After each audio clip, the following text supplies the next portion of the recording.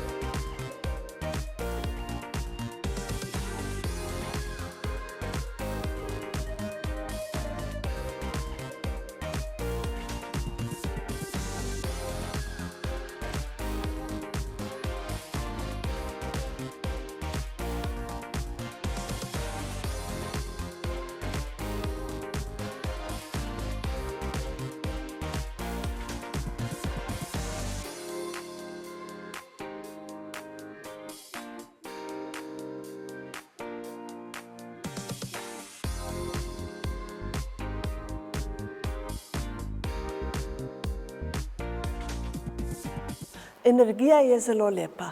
Veliko mi pomeni, ko vidim zadovoljne obraze ljudi. Gluhi in naglušni brez tolmačev in prenosnih indukcijskih zank ne morejo spoznavati bogate zgodovine slovenskega prostora in kulturne dediščine naroda. Zato je v kulturnih ustanovah nujno potrebna dostopnost, da bodo informacije dobili v njim prilagojenih tehnikah sporazumevanja.